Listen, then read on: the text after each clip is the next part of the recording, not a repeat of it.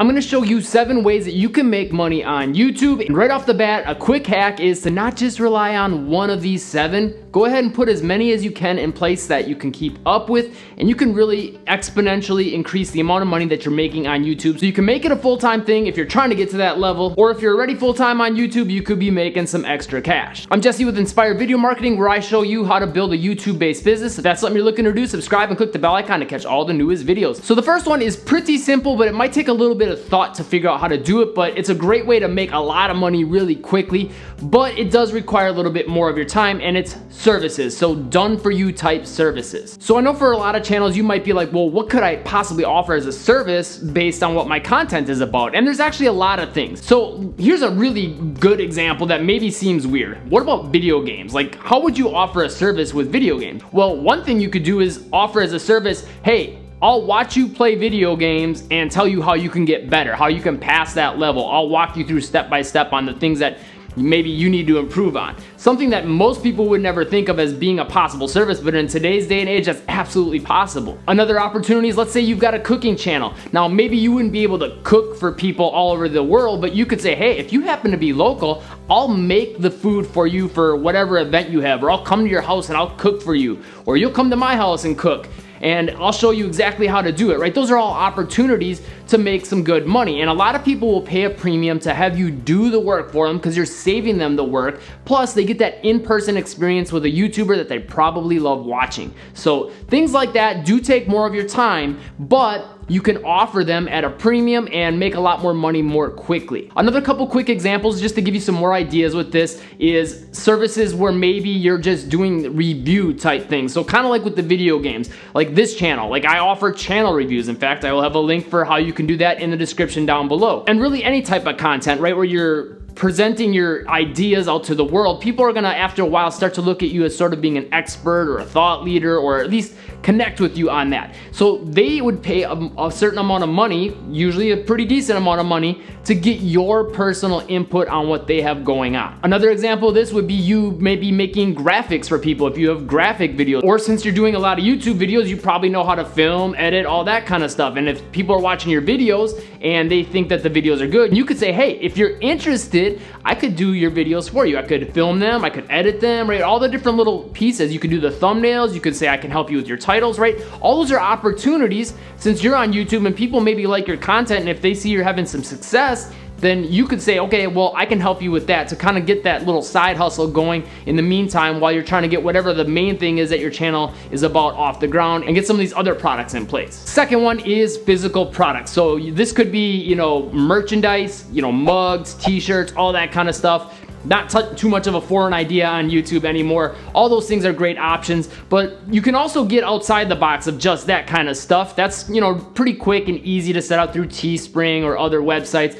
but there's other opportunities that maybe your audience will find more valuable. Typically, it's harder to sell merchandise unless you have a huge following and people are super passionate about what your channel is about. So from what I've seen is either A, you've got to really build that connection and build that audience and just, you know, really build that bond with your community if you're gonna go that route. But another route would be other physical products that actually like help people do things. So kind of like with the services kind of shortcut the process, fix a problem for people, make things easier, make things work better, right? Well, what kind of products could you offer for that? So a great example of this would be if you have like a fitness channel, you could offer like resistance bands. You could maybe see if you could get manufactured your own certain set of weights that are a little bit different that help solve a certain problem that people have with maybe doing their lunges, maybe the bar gets in the way or whatever the case may be. Again, maybe you've got a cooking channel and you could come up with a certain tool that would help people out. You know, maybe the potato peeler isn't exactly the way they like it. They always cut their fingers, and you could come up with one that still cuts really well, really quick,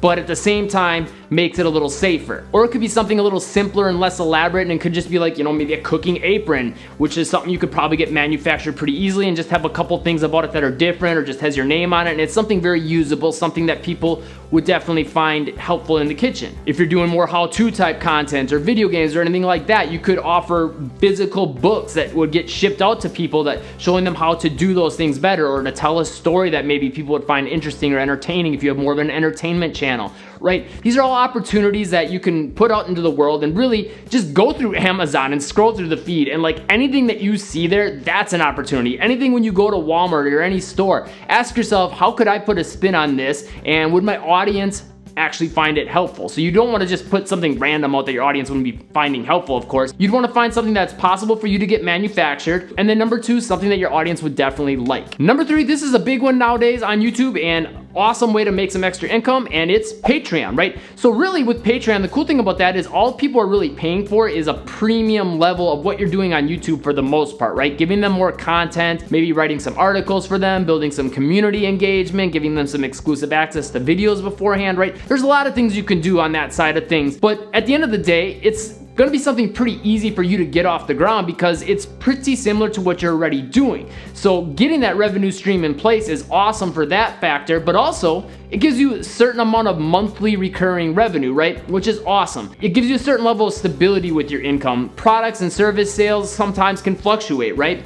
But Patreon, you're gonna have certain people paying month over month over month. And yes, people will cancel, but you'll also get new people coming in, which keeps it a little bit more stable and brings that money coming in over and over and over from the same person, right? If you offer a product or a service, maybe people will use it once and then they're done. With Patreon, you'll get people making multiple payments month over month, and you can do well for yourself with that by having an extra revenue stream in place with these other revenue streams. Fourth way is actually really similar to Patreon, just a little bit different setup, and that's YouTube memberships. Now with YouTube memberships, they take a decent percentage of those memberships, but with their newest options of having different price tiers, that can kind of help you out with making some extra revenue. Now, something to keep in mind with both this and Patreon is asking yourself, how can I add more levels with more things that people get out of it, but in a way that's sustainable for you? You don't want to make it to the point where it's hard for you to keep up with and it kind of becomes a drag and you don't feel like you can deliver on what people feel like they're paying for, right? Because then that's a bad experience for you, it's a bad experience for the people.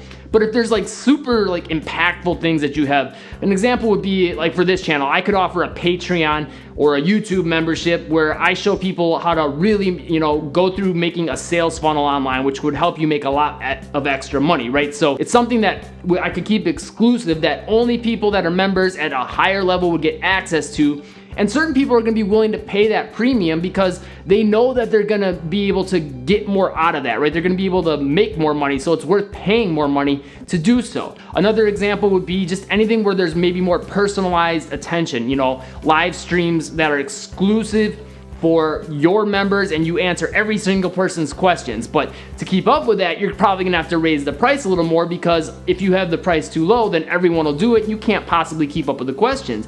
But if you raise the price up to, let's say, $100 a month, you're not gonna get as many members, but you can offer that individual attention and they'll be very happy with that. And then on the flip side, you'll come out okay with being able to keep up and still make a decent amount of money from it. Number 5 is actually, in my opinion, a better way of going about the last two things. So Patreon and YouTube memberships, they're both monthly memberships, right? This next one is also monthly memberships, but set up in a different way. The thing I don't personally like about the YouTube memberships is they take a pretty high percentage of what you pull in every month. Now, the thing you gain from being on YouTube or Patreon is they're a little bit more of a trusted platform, right? People know Patreon pretty well now, and people definitely know of YouTube. So people will have a little less resistance of putting their payment information to those companies. But this fifth way would be to have a Facebook group that you set up that's exclusive, and you can say you only get access to this group if you pay and you have your own checkout set up. And then you would have to manage who gets in or doesn't get in, or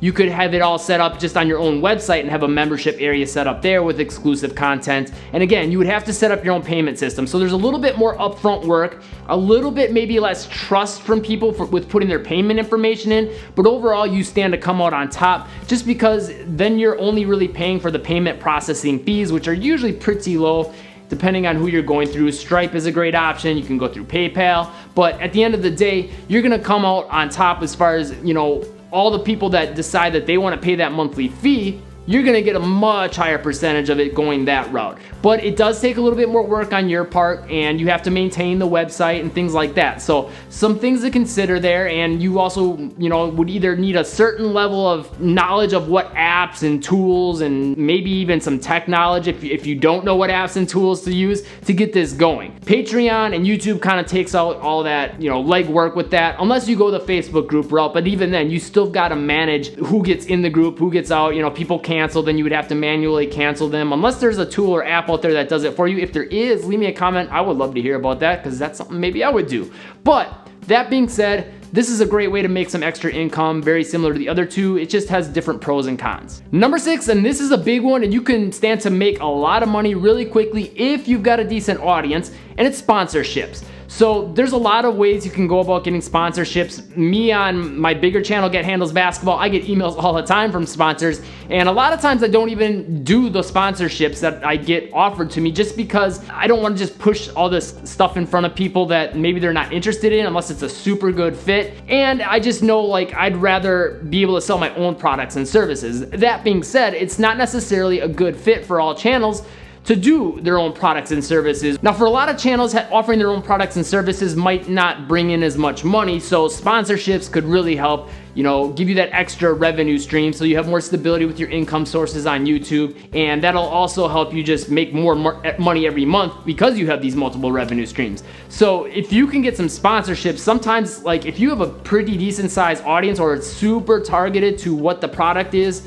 or the app or whatever it is that you're looking to sponsor is about, then you can stand to make a lot of money. I mean, I've had sponsorship deals up to $2,000. So, and that's just for like a little mention in a video for like 30 seconds and then maybe putting another one in later. Now, it's pretty common nowadays to have these on YouTube, so people aren't quite so against seeing them on your content. They understand that it helps you pay for having your content out there. So something to definitely consider, something that maybe if you're trying to kickstart that too, you might want to actually reach out to brands that you love their products, their services, their apps, their software, whatever it is, and say, hey, look, I love your stuff. I've got an audience that I know would fit this really well, you know, and kind of go about making a pitch with it. Now, keep in mind, you're not going to be able to get everyone. Like, a lot of these sponsors that you reach out to, you might not hear back from. You have to actually put in some work to go ahead and get these sponsors. Or as your channel gets bigger, you will start to get people messaging you like I do with Get Handles Basketball, but it takes time to get to that level. So a couple things to consider there. It's a little more upfront work to get these sponsors if your channel is smaller, but if you can get just a couple here and there once a month, definitely worth it if you can bring in an extra, you know, $500, $1,000, $2,000, maybe even up to $10,000 if you've got a really big channel that's laser focused on what the sponsor's about. Final way we're gonna think outside the box with, and that is to put people from YouTube and send them to your website where you would have ad sets set up there. So maybe you write blog posts or articles, you have, you know, different helpful web pages, and then on your website you could have AdSense set up there to make some extra AdSense revenue on top of the AdSense money you're already making on YouTube. Now, to really make the most of any of these things and make these work though, you have to have something in place, and that's, you've got to have views, you got to have subscribers, you got to have a loyal following. Well, the video that I'll pin to the top comment will show you the secret to getting more views on YouTube, building your following, building your subscriber base, all that good stuff, and that'll help you a ton with being able to make the most of all these things, because as your audience grows, so will your income. If this video helped, be sure you subscribe and click the bell icon to catch the newest videos, and I'll see you in the video pinned to the comments next.